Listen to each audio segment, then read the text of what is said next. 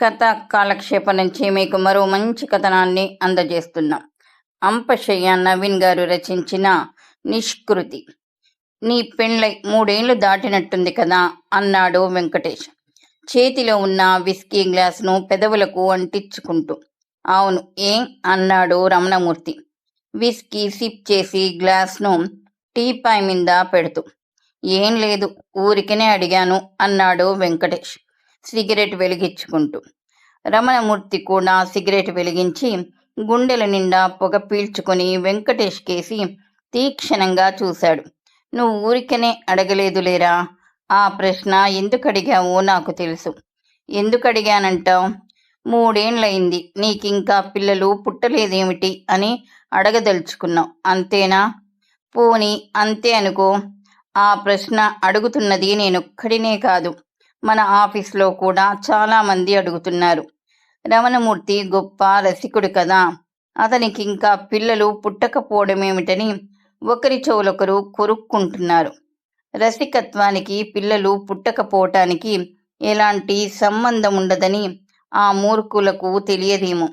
అయినా నాకు పిల్లలు పుట్టకపోవడం వల్ల వాళ్ళకేమిటి నష్టమట?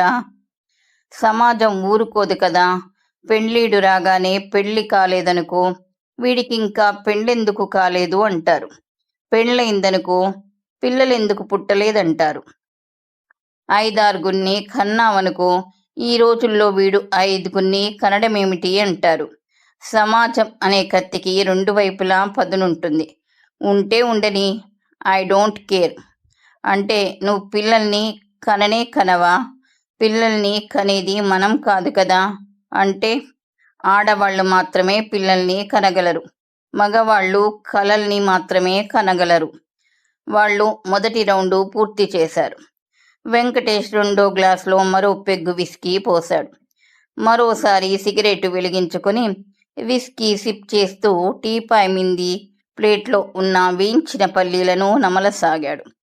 నువ్వన్నది నిజమే అనుకో, కానీ ఆడవాళ్ళు పిల్లల్ని కనడానికి బీజం వేసేది మగవాళ్లే కదా. స్త్రీని క్షేత్రం అన్నారు. పురుషుడు ఆ క్షేత్రంలో బీజం వేసి పంటలు పండించాలని పెద్దలు చెప్పారు కదా. బీజాలకే పురుషుడు ఎన్ని బీజాలైనా వేయగలడు. నీకు తెలుసా, పురుషుడు ఒక్కసారి సకిలిస్తే కొన్ని కోట్ల విత్తనాలు స్త్రీ గర్భంలో ప్రవేశిస్తాయి. అదే స్త్రీ నెలకొక్కసారే 1 ఎగ్గును మాత్రమే రిలీజ్ చేయగలుగుతుంది. పిల్లలు పుట్టాలంటే పురుషుడి నుండి విడుదలయ్యే కోట్ల శుక్ల కణాలలో 1 కణం స్త్రీ నుండి నెలకొక్కసారే విడుదలయ్యే ఎగ్గుని కలుసుకోవాలి. కాబట్టి నేనేమంటానంటే, సంతానం కలగటానికి కానీ కలగకపోవటానికి కానీ 100కి 99 పాళ్ళు స్త్రీయే కారణమవుతుందని. నీకు సైన్స్ బాగా తెలుసునని నాకు తెలుసుననుకో. సైన్స్ తెలియని వాళ్ళు కూడా పిల్లలు పుట్టకపోవడానికి స్త్రీలే కారణమనుకుంటున్నారు. ఆ 2 మిత్రులు రమణమూర్తి ఇంట్లోని డ్రాయింగ్ రూమ్లో కూర్చొని విస్కీ సేవిస్తున్నారు. వాళ్ళిద్దరూ హై స్కూల్ డేస్ నుండి పోస్ట్ గ్రాడ్యుయేషన్ డేస్ వరకు క్లాస్మేట్స్.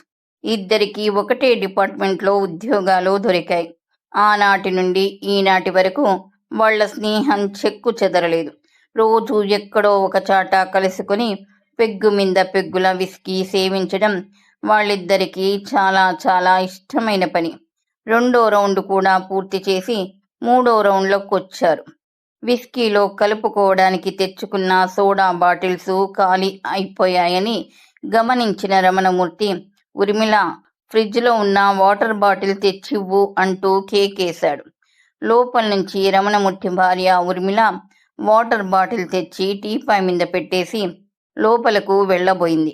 ఉర్మిళ, వెంకటేష్ ఏమంటున్నాడో విన్నావా అన్నాడు రమణమూర్తి.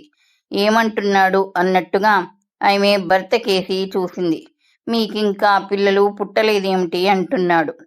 ఆ మాట ఆమెలో ఎలాంటి సంచలనాన్ని సృష్టించలేదు. ఆమె అతనికేమీ సమాధానం చెప్పకుండానే లోపలకు వెళ్ళిపోయింది. వాళ్ళు గ్లాసులో విస్కీ పోసుకొని నీళ్లు కలుపుకొని సిగరెట్లు వెలిగించుకొని స్మోక్ చేస్తూ సిప్ చేస్తూ మరో ప్రపంచంలోకి వెళ్ళిపోసాగారు. తినడానికి ఏమీ లేనట్టుందే అన్నాడు వెంకటేష్ టీపాయ్ మీదున్న ప్లేట్లో పల్లీలు అయిపోయాయని గమనించి, ఉర్మిళ, ఉల్లిపాయలు బాగా వేసి 2 ఆమ్లెట్లు వేసి తీసుకురా త్వరగా అంటూ కేకేశాడు రమణమూర్తి. అలాగేనండి అంది ఉర్మిళ. ఈ మధ్య మన బాస్ గాడి పిఏ జయకుమారి ఆఫీస్కి రావడం లేదేమిటి అన్నాడు వెంకటేష్. నీకు తెలియదా, ఆమె ప్రెగ్నెంట్, చాలా రోజుల దాకా రాదు. వాట్, ప్రెగ్నెంటా? ఆమెకి ఇంకా పెళ్లి కాలేదు, ప్రెగ్నెంట్ ఏమిటి? ఎందుకంత ఆశ్చర్యపడుతున్నావు? పెళ్లి కాకుండా ప్రెగ్నెంట్ కాకూడదా? కాకూడదని కాదు, కానీ జయని చూస్తే అలా అనిపించదే. చాలా గుట్టుగా గుంభనంగా ఉంటుంది. ఎవరితోనూ ఎక్కువగా మాట్లాడనే మాట్లాడదు. కోర్స్ నీ ఒక్కడితోనే చాలా క్లోజ్గా ఉంటుంది. కొంపతీసి ఆమె ప్రెగ్నెన్సీకి నువ్వు కారణం కాదు కదా? రమణమూర్తి నర్మగర్భంగా నవ్వాడు. ఆమె గర్భానికి నువ్వైనా కారణం కావాలి, లేదా మన బాస్ అయినా కారణం కావాలి. మన బాసుగాడికి అంత ధైర్యం ఎక్కడుందిరా? వాడికి వాడి పెళ్ళామంటే చచ్చేంత భయం. అయితే ఆ ఘనకార్యం చేసింది నువ్వేనన్నమాట. కరెక్ట్గానే గెస్ చేశావే అంటూ రమణమూర్తి విజయ గర్వంతో నవ్వాడు. అంత డిగ్నిఫైడ్గా ఉండే ఆమెను ఎలా పడేశావురా? ఆ ట్రిక్స్ ఏమిటో నాకు కూడా చెప్పవు. నాకు చాలాసార్లు మన బాస్ దగ్గరికి వెళ్ళే పని పడుతుంది కదా. వెళ్ళినప్పుడల్లా ఆమెని పలకరించేవాడిని. ఆమెకేమన్నా పని పడితే చేసి పెట్టేవాడిని. వాళ్ళ తమ్ముడికి ఇక్కడ ఓ ప్రైవేట్ కాలేజీలో లెక్చరర్గా జాబ్ ఇప్పించాను. వాళ్ళ చెల్లెలకి ఇక్కడి ఉమెన్స్ కాలేజీలో బీఎస్సీలో సీట్ ఇప్పించాను. ఇట్లా స్లోగా ఆమెకు దగ్గరయ్యాను. ఎప్పుడు అవకాశం వచ్చినా నీ అంత అందమైన స్త్రీని, నీ అంత బుద్ధిమంతురాలైన స్త్రీని, నీ అంత సమర్థవంతరాలైన స్త్రీని నేను ఈ ప్రపంచంలో చూడలేదని పొగిడేవాడిని. అంతే, పడిపోయింది. ఇంత కథ నడిచిందా? నాకు తెలియనే తెలియదు. నీకెలా తెలుస్తుందిరా? ఎప్పుడు నువ్వు టూర్స్లోనే ఉంటావు కదా. వామ్మో, ఏమో అనుకున్నాను. గుండెలు తీసిన బంటువే. అంత గుట్టుగా ఉండే జయకుమారికే గర్భం తెప్పించావంటే. ఆ మాట గట్టిగా అనకు. ఉర్మిళ విన్నదంటే పెద్ద గొడవ అయిపోతుంది. అననులేరా? అంటే మాత్రం ఏమవుతుంది? నువ్వు మన బాసుగాడిలా పెళ్ళానికి భయపడేవాడివి కాదుగా. అవుననుకో, పెళ్ళానికి భయపడేవాడు కూడా ఒక మనిషేనా ఏమిటి? ఇదింకా మనకు ఆమ్లెట్లు తేలేదే. ఉర్మిళ, ఆమ్లెట్లేవి? రమణమూర్తి అరిచాడు. తెస్తున్నానండి, ఇంకొక 5 నిమిషాలు. లోపల నుండి ఉర్మిళ.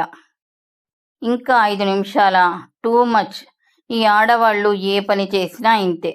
5 నిమిషాల్లో చేసే పనికి 5 గంటలు తీసుకుంటారు. చీచి, మేము మగవాళ్లతో సమానమని ఫోజులు కొడతారు అంటూనే రమణమూర్తి తన విస్కీ గ్లాస్లో ఉన్న విస్కీ మొత్తం ఏకబిగినా తాగేశాడు. 3వ రౌండ్ పూర్తి చేసి 4వ రౌండ్లో ప్రవేశించారు. మళ్ళీ సిగరెట్లు వెలిగించారు. ఇప్పుడు జయకుమారి ఏం చేస్తుందంటావు? సీక్రెట్గా ఏ హైదరాబాద్కో వెళ్ళి అబార్షన్ చేయించుకొని వస్తుంది. దాని గొడవ మనకెందుకు లేరా? వదిలేసే. మనకెందుకేమిటి? అది మన లవర్ కదా. మన వల్లనే దానికి కడుపొచ్చింది కదా. Shut up బ్లేడీ full. మన లవర్ ఏమిట్రా? నీకేమైనా బుద్ధుందా? అది నా లవర్, మన లవర్. మన లవర్ అని నిన్ను కలుపుకుంటావేమిటి? దాని లవర్ కావాలన్న నీకున్న కోరికను ఇలా తీర్చుకుందామనుకుంటున్నావా? You are a jealous bastard. మరోసారి మన లవర్ అన్నావంటే తంతాను. దానికేసి కన్నెత్తి చూసినా తంతాను. She is my lover, only my lover. Sorry brother, sorry, very very sorry. నీ ఇంట్లో కూర్చొని నువ్వు సర్వ్ చేస్తున్న విస్కీ తాగుతూ నీకే అపకారం తలపెట్టాను. దాన్ని నేను ఓ పట్టు పట్టాలన్న కోరిక నాకు తెలియకుండానే నాకు కలిగింది. సారీ బ్రదర్, నాకీ దుర్బుద్ధి పుట్టినందుకు సారీ. నన్ను క్షమించు బ్రదర్. నన్ను నేనే క్షమించుకోలేను. నువ్వెలా క్షమిస్తావు బ్రదర్ అంటూ వెంకటేష్ ఏడవటం మొదలెట్టాడు. Stop it. ఏడుపు ఆపే, లేకపోతే తంతాను. నవ్వే ఆడదన్నా ఏడ్చే మగాడన్నా నాకు అసహ్యం, పరమ అసహ్యం. ఆపేస్తాను బ్రదర్, నీ మిందొట్టు. ఏడుపును ఆపేశాను. No crying. ఊర్మిళ వాళ్ళ కూర్చున్న గదిలోకొచ్చి టీపాయ్ మీదున్న ప్లేట్లో 2 వేడి ఆమ్లెట్లు పడేసింది. ఏమే భార్యామణి, త్వరగా ఆమ్లెట్లు వేసి తీసుకురమ్మంటే ఇంతసేపు చేస్తావా? నీకు పిల్లల్ని కనడం ఎలాగూ చేతకాదు. కనీసం ఆమ్లెట్లన్నా వేసి తీసుకురావడం చేతకాకపోతే నువ్వెందుకు పనికొస్తావే? You are not to fit to be my wife. Not at all fit to be my wife. Get out. Ramanamurthy పెద్దగా అరిచాడు. ఇంట్లో ఎగ్స్ లేవండి, బయటికెళ్ళి తెచ్చి. ఇంట్లో ఎగ్స్ లేవు, నీ ఒంట్లో కూడా ఎగ్స్ లేవు. నువ్వేం ఆడదానివే? వెళ్ళిపో, నా ఇంట్లోంచి వెళ్ళిపో. ఇప్పుడే, ఈ క్షణమే గెటౌట్. గెటౌట్ బిగ్గరగా అరిచాడు. ఒరే రమణ, ఏమిట్రా ఇది? అర్ధరాత్రి భార్యని ఇంట్లోంచి వెళ్ళిపోమ్మంటావా? అన్యాయంరా. నా కళ్ళ ముందే నా సోదరికింత అన్యాయం జరుగుతుంటే నేను చూడలేనురా. నా అంతరాత్మ ఘోషిస్తున్నది, ఈ అన్యాయాన్ని ఆపమని. వద్దురా, నా సోదరికింత అన్యాయం చెయ్యొద్దురా అంటూ వెంకటేష్ మళ్ళీ భోరుమని ఏడవటం మొదలెట్టాడు. Shut up your bloody mouth. అది ముగించమంటే ముగిస్తావా? ముగించమని చెప్పడానికదేవతి. అదేమన్నా మన భాష? మనమేమన్నా దాని బానిసలమా? అదే మన బానిస. పెళ్ళామంటే మొగుడికి బానిస. కార్యేషు దాసి అని పెద్దలు చెప్పారా లేదా?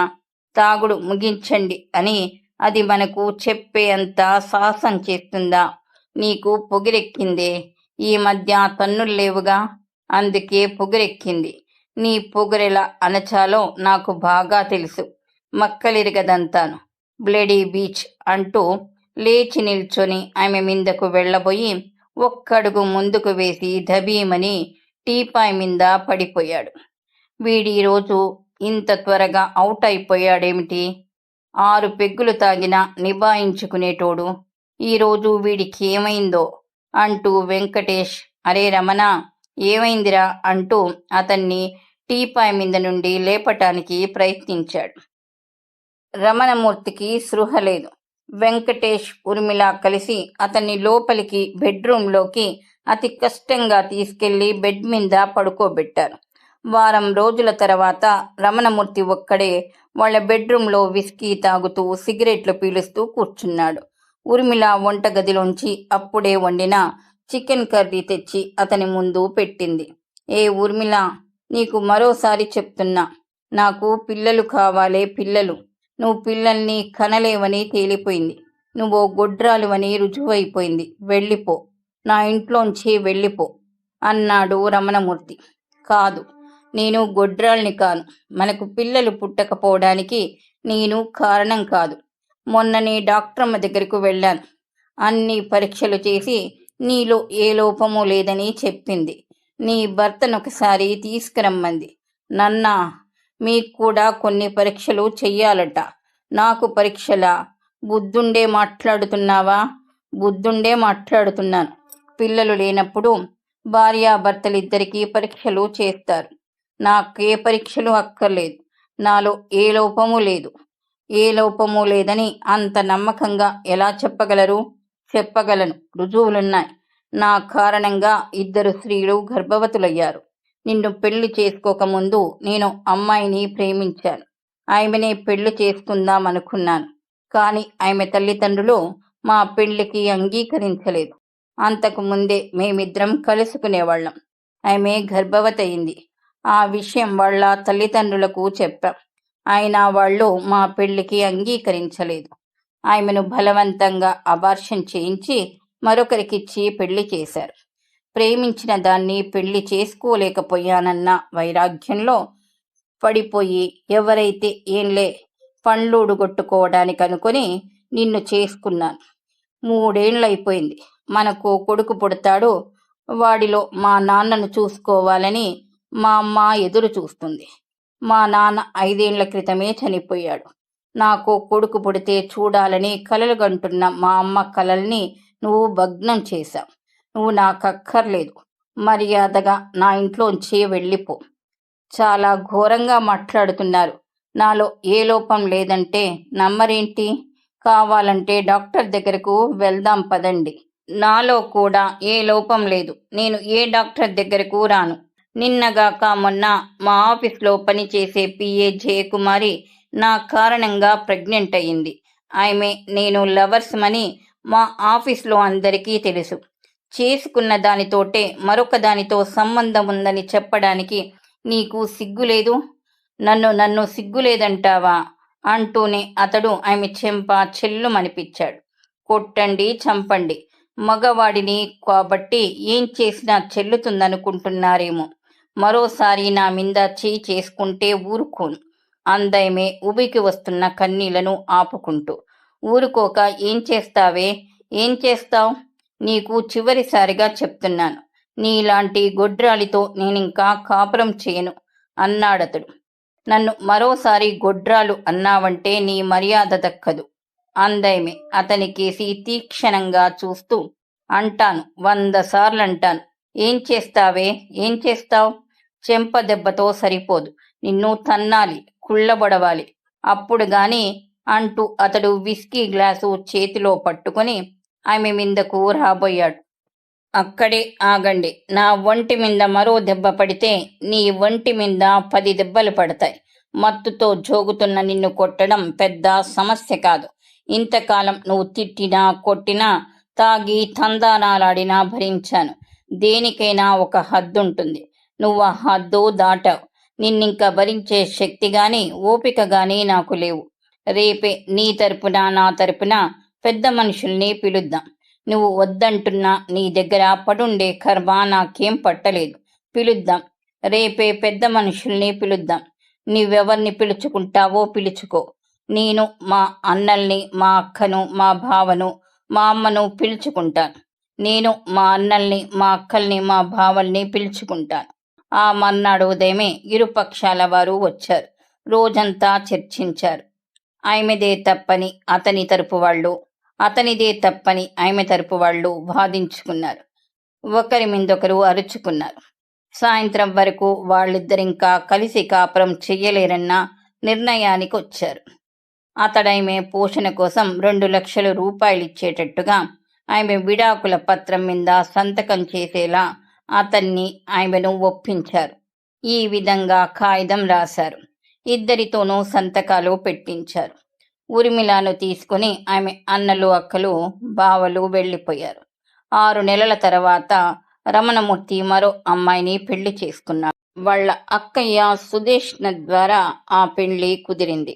ఊర్మిళతో విడాకుల ఒప్పందం కుదిరిన 1 నెల రోజుల తర్వాత సుదేష్ణ రమణమూర్తి ఇంటికి వచ్చింది. మా ఊర్లో ఓ మంచి అమ్మాయి ఉందిరా రమణ. వాళ్లతో మనకు బంధుత్వం కూడా ఉంది. ఆ పిల్లకు 20 ఏండ్లో 22 ఏండ్లో ఉంటాయి. ముక్కు ముఖం బావుంటాయి.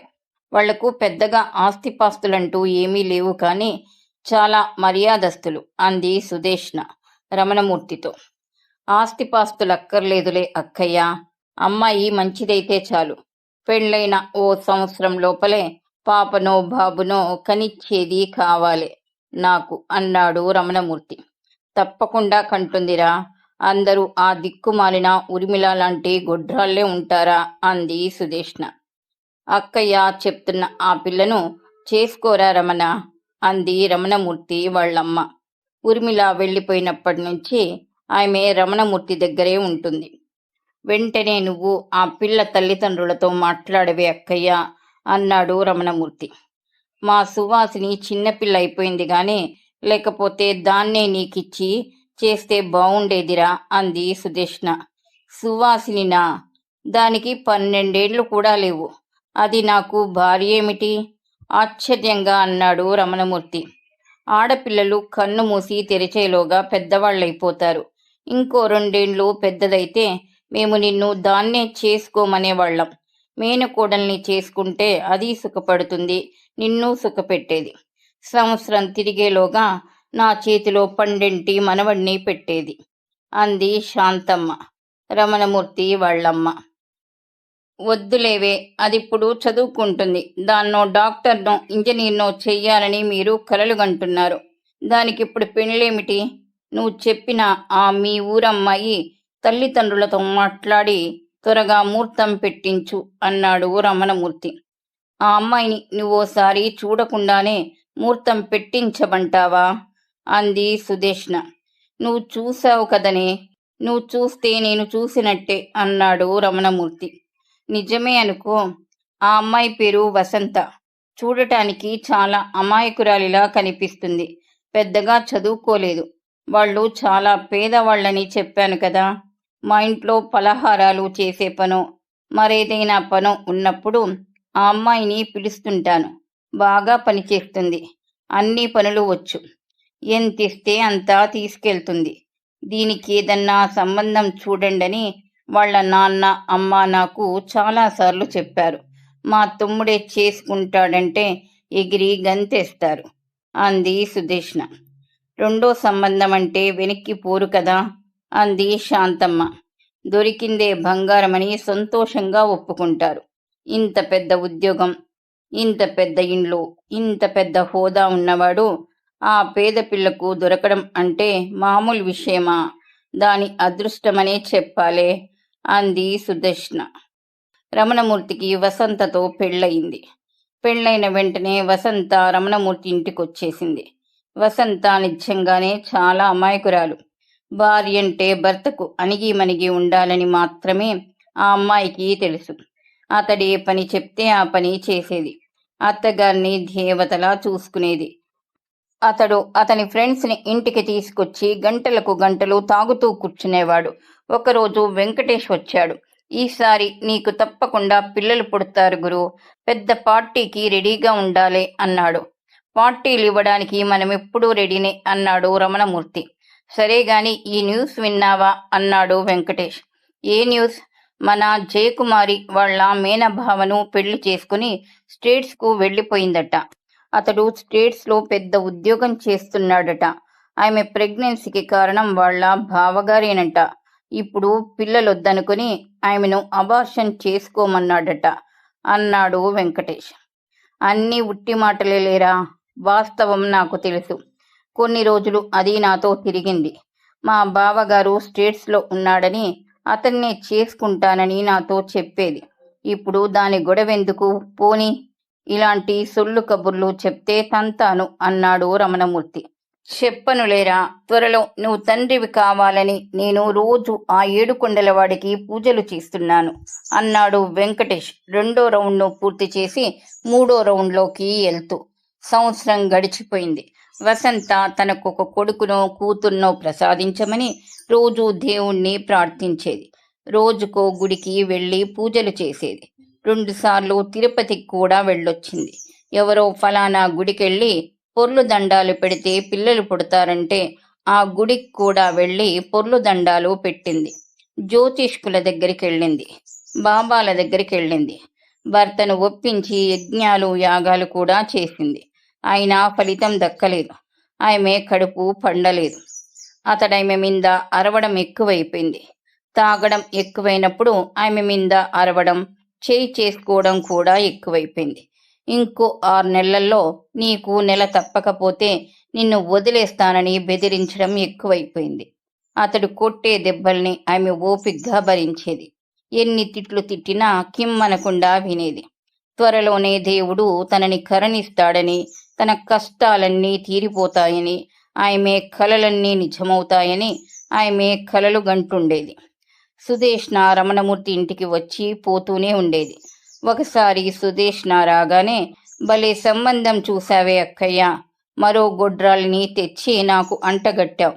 ఇది ఒట్టి మొద్దు, గొడ్డులా పని చేయడం తప్ప దానికి ఏం తెలియదు. దాని శరీరంలో అస్సలు ఆడదాని లక్షణాలే లేవు అన్నాడు రమణమూర్తి.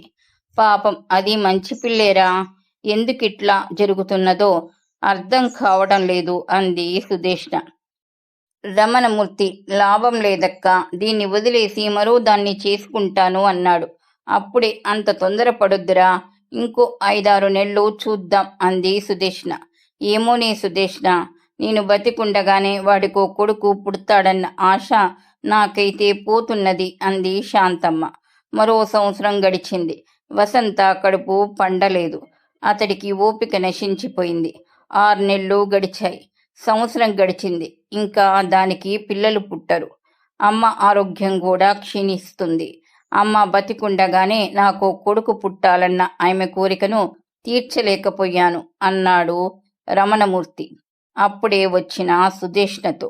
అయితే ఏం చేద్దామంటావ్ అంది సుదేష్ణ. ఇంకో దాన్ని చేసుకుంటాను. దీన్నేం చేస్తావ్? నువ్వే చెప్పు. అదొట్టి వెర్రిగొడ్డు. మనమెట్లా చెప్తే అట్లా వింటుంది. నీకు పిల్లలు పుట్టలేదు కాబట్టి ఇంకో దాన్ని చేసుకుంటున్నానంటే గంగిరెద్దులా తలూపుతుందే తప్ప గొడవ చెయ్యదు. దాన్ని పొమ్మనకుండా ఇంట్లోనే ఉంచుకుంటే బోల్డు పని చేసి పెడుతుంది. అలాగే చేద్దాం. ఈసారి మరీ వయసు మళ్ళిన వాళ్లను చేసుకోను. 15, 16 పిల్లలైతేనే త్వరగా గర్భవతులవుతారని మొన్ననే ఓ వారపత్రికలో చదివాను. ఈసారి ఓ చిన్న పిల్లను అంటే 16 దాటని అమ్మాయిని చూడవే అక్కయ్య అన్నాడు రమణమూర్తి. అలా అయితే నువ్వు మా సువాసిన్నే చేసుకో. దాన్ని బాగా చదివిద్దామనుకున్నాం. ఓ డాక్టర్నో ఇంజనీర్నో చేద్దామనుకున్నాం. ఈ మధ్య ఇంటర్ ఫెయిల్ అయి ఇంట్లో కూర్చుంది. దాంతో మీ బావగారికి మనసిరిగిపోయింది. దానికి వెంటనే పెళ్లి చేసేద్దామనుకుంటున్నాడు. ఎక్కడో వెతుక్కోవడం దేనికి? నీకేం తక్కువని? దానికి నీకన్నా గొప్పవాడు దొరుకుతాడా అంది సుదేష్ణ. కాని అక్కయ్య, నాకిప్పుడు 35 దానికి 16 కూడా నిండలేదు. ఇంత ఏజ్ డిఫరెన్స్. ఎవరో ఏ పేద పిల్లో అయితే పర్వాలేదనుకున్నాను. కాని స్వయంగా నీ కూతుర్ని, నా మేనకోడల్ని ఎలా చేసుకోమంటావు? ఆ పసిదానికింత అన్యాయం చేయడం న్యాయమేనంటావా? వద్దక్కయ్యా, వద్దు. సువాసినికి దాని వయసు తగ్గవాడిని చూద్దాం. ఇది వరకటిలాగే నాకు పేదవాళ్ల అమ్మాయిని, మూడో సంబంధమైనా దొరికితే బంగారం అనుకునే వాళ్ల అమ్మాయిని చూడు. వద్దురా తమ్ముడు, నీకు సువాసినైతేనే బావుంటుంది. నాకు 16 అది పుట్టింది. తల్లి సాలు బిడ్డలకొస్తుందంటారు. దానికి కూడా 16 పిల్లలు పుడతారు. అమ్మ కూడా సంతోషిస్తుంది. మీ బావగారిని ఈ పెళ్లికి ఒప్పిస్తాను. కానీ సువాసిని ఒప్పుకుంటుందా? అది మొదలే అల్లరి పిల్ల. ఇంత వయసు మళ్ళిన వాడిని చేసుకుంటానా అని ఎంత గొడవ చేస్తుందో. ఏం గొడవ చెయ్యదు. దానికి నువ్వంటే చాలా ఇష్టం. నాకు మామయ్యలా అందంగా ఉండే అబ్బాయే కావాలని అది చాలాసార్లు అంది. నువ్వు చిరంజీవిలా ఉంటావట. దానికి చిరంజీవి అంటే చచ్చేంత ఇష్టం. నిన్ను చేసుకుంటే అది చిరంజీవిని చేసుకున్నట్టే మురిసిపోతుంది. అదెప్పుడూ నీ కబుర్లే చెప్తుంటుంది. మామయ్యకు పిల్లలు పుట్టకపోవడమేంటి? నన్ను చేసుకోమను. సంవత్సరం తిరగకుండానే ఓ కొడుకును కనేస్తానని చెప్పు అని చాలాసార్లంది. త్వరగా పెళ్లి చేసుకుని పిల్లల్ని కనాలన్న కోరికే తప్ప దానికి పెద్దగా చదువుకోవాలని లేదు. అందుకే దానికి చదువు అబ్బలేదు. నువ్వు చెప్పిందంతా వింటుంటే ఈ ఐడియా బాగానే ఉందనిపిస్తుంది అన్నాడు రమణమూర్తి. వాళ్ళిద్దరిలా మాట్లాడుకుంటున్నప్పుడే అక్కడికి వాళ్ళమ్మ వచ్చేసింది. అక్కయ్య చెప్పినట్టు చెయ్యరా రమణ? పెళ్ళైన 9 నెలలకే నా మనవరాలు నా చేతిలో ఓ మనవణ్ణి పెడుతుంది అంది శాంతమ్మ. అయితే మీ ఇష్టం అన్నాడు రమణమూర్తి. 2 నెలల్లోనే 36 రమణమూర్తికి 16 సువాసినితో రహస్యంగా ఓ దేవుడి గుళ్ళో పెళ్ళైపోయింది. రమణమూర్తి రెండో భార్య వసంత ఆ ఇంటి పనిమనిషిగా మారిపోయింది. మూడో భార్య సువాసినితో కలిసి రమణమూర్తి నెల రోజుల పాటు హనీమూన్కెళ్ళొచ్చాడు. సువాసినిని నగలతో చీరలతో ముంచెత్తాడు. ఆమె ఏం కావాలంటే అది క్షణాల్లో తెచ్చి ఆమె చేతిలో పెట్టాడు. తను కూడా 25 కుర్రాడిలా కనిపించడానికి మెన్స్ బ్యూటీ పార్లర్ల చుట్టూ తిరిగాడు. 6 నెలలు గడిచిపోయాయి.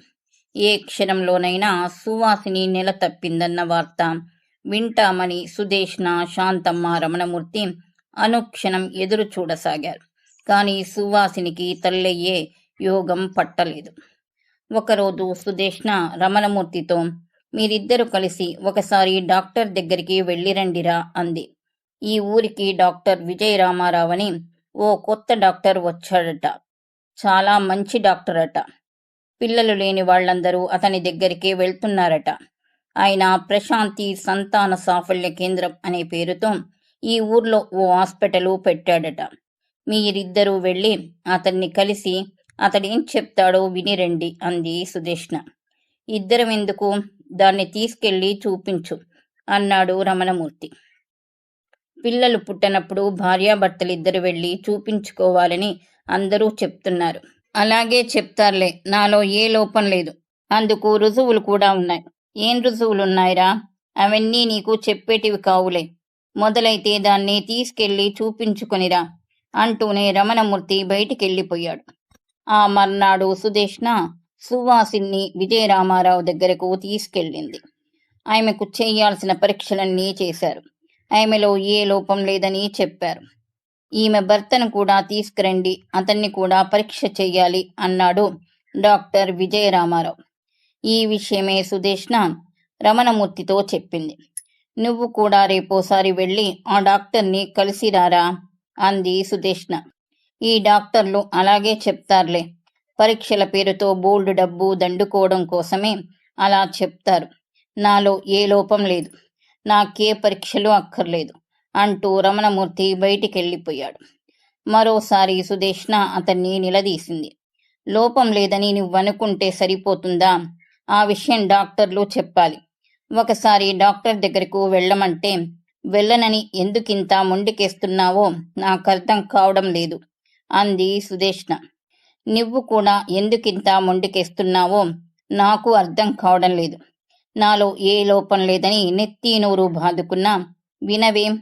నా కారణంగా 2 స్త్రీలు గర్భవతులయ్యారన్న సంగతి నీకు తెలుసా? అరిచినట్టుగా అన్నాడు రమణమూర్తి. ఎవరా 2 స్త్రీలు?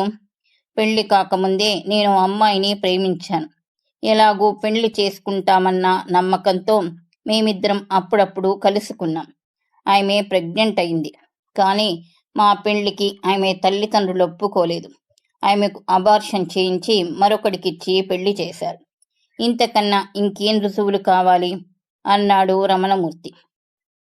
అలాగా, ఈ సంగతి మాకెప్పుడూ చెప్పనే లేదేమిట్రా అంది సుదేష్ణ. ఇలాంటివన్నీ ఎలా చెప్పమంటావు అన్నాడు రమణమూర్తి. సరే, అదెప్పుడో జరిగింది. అప్పటికి ఇప్పటికీ నీలో ఎన్ని మార్పులు జరిగాయో ఒకసారి పరీక్ష చేయించుకుంటే గానీ తెలీదు. నువ్వోసారి డాక్టర్ దగ్గరికెళ్ళి రావాలిరా తమ్ముడు. ఏదన్నా లోపం ఉంటే డాక్టర్లు సరిచేస్తారు. ఎన్నో మందులొచ్చాయి, ఎన్నో ఆపరేషన్లొచ్చాయి. అబ్బబ్బా, ఏమిటి సోదా? మందులు, డాక్టర్లు, పరీక్షలు ఇవంటే నాకు చాలా అసహ్యం. ఎంత అసహ్యమైనా కొన్ని పనులు చెయ్యక తప్పదు. పిల్లలు పుట్టకపోతే సువాసిని గతేం కావాలి? దాన్ని కూడా వదిలేసి 4వ దాన్ని చేసుకుంటావా? చేసుకోను. 4వ దాన్ని చేసుకోను. నా కర్మ ఇంతేనని నోరు మూసుకుని పడుకుంటాను. సరేనా? లేదు, నువ్వోసారి డాక్టర్ దగ్గరకు వెళ్ళి రావాలి. ఏదన్నా లోపముంటే డాక్టర్లు మందులిచ్చో ఆపరేషన్ చేసో దాన్ని సరిచేస్తారు. అప్పుడు సువాసిని కడుపు పండుతుంది. మేమందరం సంతోషిస్తాం. నా మాట విని రేపే ఓసారి వెళ్ళి డాక్టర్ను కలుసుకో. అలాగే తల్లి, అలాగే వెళ్తాను. డాక్టర్ దగ్గరకు వెళ్తాను. ఇంకనైనా నన్ను వదులుతావా? నా కోసం నా ఫ్రెండ్స్ అందరూ వెయిట్ చేస్తున్నారు అంటూనే రమణమూర్తి వెళ్ళి బార్లో అతని కోసం ఎదురు చూస్తున్న అతని ఫ్రెండ్స్ని కలిశాడు.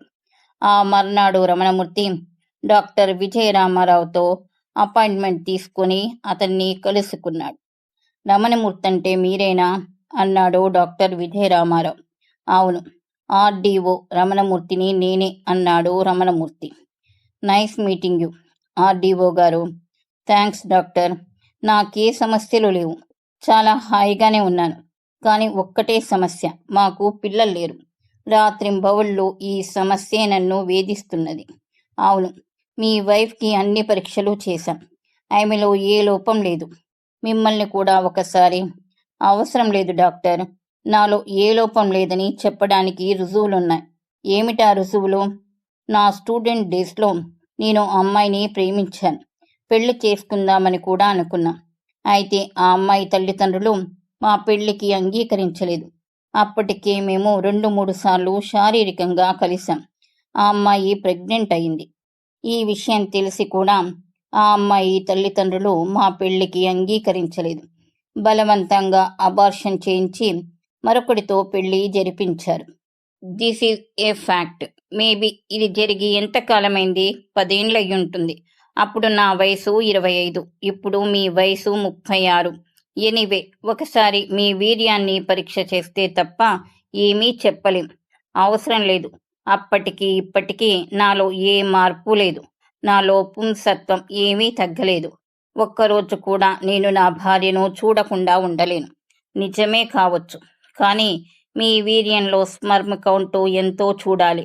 సరిపోయేటన్ని శుక్ల కణాలు లేకపోతే మీకు పిల్లలు పుట్టరు. కాబట్టి మీ వీర్యాన్నొకసారి పరీక్ష చెయ్యాలి. అవసరం లేదని చెప్తుంటే వినిపించుకోరేంటి? నాలో ఏ లోపం లేదని నాకు 100% నమ్మకముంది. లోపమంతా నా భార్యలోనే ఉండాలి. లేదా దేవుడు మాకు సంతానాన్ని రాయడం మర్చిపోయినా ఉండాలి. ఓ క్వాలిఫైడ్ అండ్ ఎక్స్పీరియన్స్ డాక్టర్గా చెప్తున్నాను. మిమ్మల్ని ఒకసారి పరీక్ష చేయాలి. లోపమేమిటో తెలిస్తే గాని సరి చేయటానికి ప్రయత్నించవచ్చు. ఇప్పటికీ మీరు 3 సార్లు పెళ్లి చేసుకున్నట్టు తెలిసింది. అయినా మీకు పిల్లలు పుట్టలేదంటే మీలోనే ఏదో లోపం ఉండి తీరాలి. ఆ లోపమేమిటో తెలుసుకుంటే మీ సమస్యకు పరిష్కారాన్ని కనుక్కోవచ్చు. మీరే పరిష్కారాన్ని కనుక్కోవలసిన అవసరం లేదు అంటూనే రమణమూర్తి దిగ్గున లేచి బయటకొచ్చాడు. కానీ 2 రోజుల తర్వాత మళ్ళీ వచ్చాడు. ఆల్రైట్ డాక్టర్, ఏం పరీక్షలు చేస్తారో చెయ్యండి అన్నాడు. రమణమూర్తికి పరీక్షలు జరిగాయి. రిపోర్ట్సు వచ్చాయి. రమణమూర్తి డాక్టర్ దగ్గరకొచ్చి కూర్చున్నాడు. నా రిపోర్ట్స్ వచ్చాయా డాక్టర్ అన్నాడు. ఇదిగో ఇవి మీ రిపోర్ట్స్ అన్నాడు డాక్టర్. నార్మల్గానే ఉన్నాయి కదా? నార్మల్గా లేవు ఆర్డీఓ గారు. ఒక ఆరోగ్యవంతుడైన పురుషుడి వీర్యంలో 50 నుండి 60 మిలియన్ల స్పర్మ్స్ అంటే శుక్ల కణాలు ఉండాలి. కానీ మీ వీర్యంలో అవి చాలా తక్కువ ఉన్నాయి. 1 మిలియన్ కూడా లేవు. మరో విషయం ఏమిటంటే వాటి కదలిక కూడా చాలా తక్కువగా ఉంది. ఈ కారణం వల్లనే మీకు సంతానం కలగటం లేదు అన్నాడు doctor Vijaya Rama Rao. How can it be? నా వల్ల ఒక స్త్రీ కావచ్చు. అప్పటికి ఇప్పటికీ మీ శరీరంలో చాలా మార్పులు జరుగుంటాయి. మీకు అతిగా ఆల్కహాల్ తీసుకునే అలవాటుందని తెలిసింది. అతిగా స్మోక్ కూడా చేస్తారని తెలిసింది. ఎవరు చెప్పారు? స్వయంగా మీ అక్కగారే చెప్పారు. అతిగా ఏం చెయ్యను. ఎప్పుడైనా ఫ్రెండ్స్తో 1 or 2 పెగ్స్. లేదు, మీరు అబద్ధం చెప్తున్నారు. రోజు బాటిల్స్ తాగేస్తారని తెలిసింది. అలాగే మీరు చైన్ స్మోకర్ అని కూడా తెలిసింది. ఇవి 2 మీ శరీరాన్ని పాడు చేశాయి. మీ వీర్యంలోని శుక్ల కణాల్ని దెబ్బతీశాయి. Rubbish, you are talking rubbish అరిచినట్టుగా అన్నాడు రమణమూర్తి. కూల్ డౌన్ రమణమూర్తి గారు. కావాలంటే మీరు మరో చోటికి వెళ్ళి పరీక్ష చేయించుకోండి. లోపం ఉంటే పరిష్కారం కూడా ఉంటుందన్నారు కదా? పరిష్కారం ఏమిటో చెప్పండి. పరిష్కారం ఏమీ లేదు. మీరు తండ్రయ్యే అవకాశం కనిపించడం లేదు. మీరు ముందే ఇలాంటి పరీక్షలు చేయించుకుంటే మీ మొదటి భార్యతోటే సంతానం కలగనప్పుడే ఈ టెస్టులు చేయించుకొని ఉంటే మరో 2 స్త్రీల జీవితాల్ని నాశనం చేసేవారు కాదు. Shut up mister Vijaya Rama Rao. మీరు నా పర్సనల్ విషయాలు మాట్లాడుతున్నారు. ఇవి మీ పర్సనల్ విషయాలు కావు. ఇదో సామాజిక సమస్య. మీలాంటి బాగా చదువుకున్న వాళ్ళు కూడా పిల్లలు పుట్టకపోవడానికి కేవలం స్త్రీలే కారణం అనుకుంటున్నారు. పురుషులు కూడా కారణం కావచ్చునన్న ఆలోచనే మీకు రాదు. నో, నాలో ఏ లోపం లేదు. నేను చేసుకున్న స్త్రీలలోనే లోపం ఉంది. నేను మరో దాన్ని పెళ్లి చేసుకొని పిల్లల్ని కని మీకు చూపిస్తాను. This is my challenge. మీరు మరోసారి పెళ్లి చేసుకుంటే మిమ్మల్ని జైలుకు పంపిస్తాను. అప్పుడు మీ ఉద్యోగం కూడా పోతుంది. ఒక బాధ్యత కలిగిన ఉన్నతాధికారిగా పనిచేస్తూ మీలోనే లోపముందని తెలిసి కూడా 4 సార్లు పెళ్లి చేసుకుంటారా? బహుభార్యాతత్వం చట్టరీత్యా నేరమని మీకు తెలియదా? రమణమూర్తికి చెమటలు పట్టాయి. గొంతు తడారిపోయింది. ఇప్పుడు నన్నేం చేయమంటారు డాక్టర్? అతి కష్టంగా అతని గొంతులోంచి ఈ మాటలు వెలువడ్డాయి. మీ మేనకోడల్ని ఆమె వయసుకు తగిన వాడికిచ్చి పెళ్లి చెయ్యండి. ఎవరో ఒకరు తప్పకుండా దొరుకుతారు. మీరు మీ 2వ భార్య వసంతతో కాపురం చెయ్యండి. ఏ అనాథ ఆశ్రమం నుండో ఓ 7 ఏడాది పాపనో బాబునో తెచ్చుకొని మీకు పుట్టినట్టుగానే భావించి పెంచుకోండి. ఇలా చేస్తేనే మీ పాపానికి నిష్కృతి లభిస్తుంది అన్నాడు డాక్టర్ విజయరామారావు. రమణమూర్తి నిశ్శబ్దంగా డాక్టర్ గదిలోంచి బయటికి వెళ్ళిపోయాడు. మళ్ళీ 6 నెలల తర్వాత డాక్టర్ దగ్గరకు వచ్చాడు. మీరు చెప్పినట్టే చేశాను డాక్టర్ అన్నాడు రమణమూర్తి డాక్టర్ విజయరామారావుతో చేతులు కలుపుతూ.